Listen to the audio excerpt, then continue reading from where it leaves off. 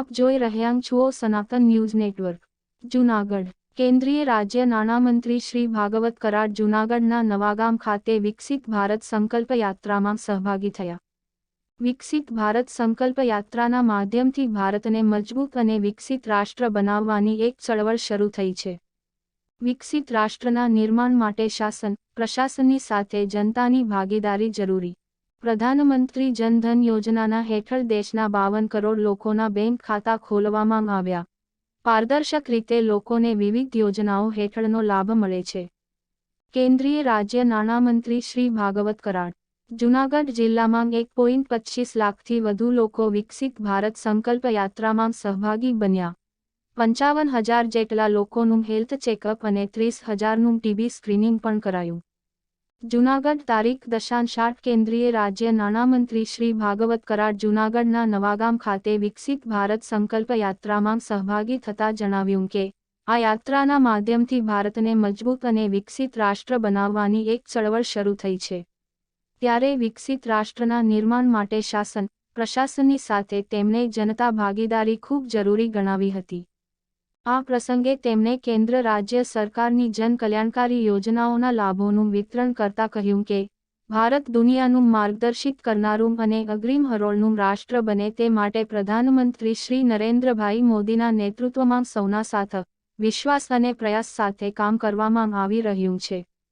પ્રધાનમંત્રી શ્રી છેલ્લા 10 વર્ષમાં દેશમાં ખૂબ મોટા સકારાત્મક બદલાવ લાવ્યા છે।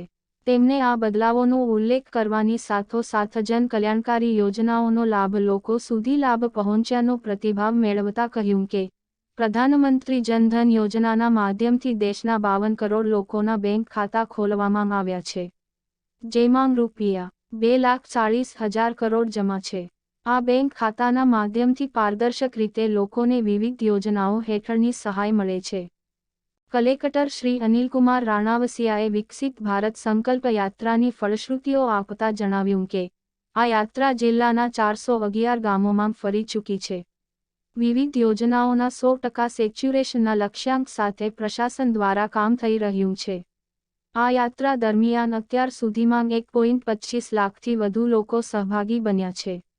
ઉપરાંત 55,000 જેટલા લોકોનું હેલ્થ ચેકઅપ અને 30,000નું ટીબી સ્ક્રીનિંગ પણ કરવામાં આવ્યું છે।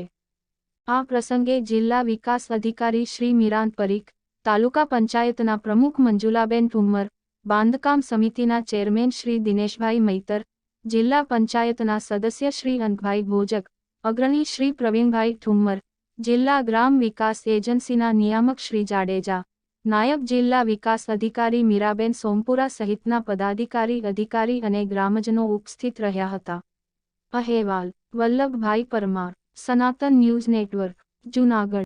जाए उसको लाभ दिया जाए, क्योंकि जब तक सरकार की योजनाओं का लाभ अंतिम छोर के किसी भी लाभार्थी जो तक नहीं पहुंचा जाएगा तब तक ये सारी योजनाओं का कहे तो उसके पीछे का जो मकसद है वो पूरा नहीं हो सकता।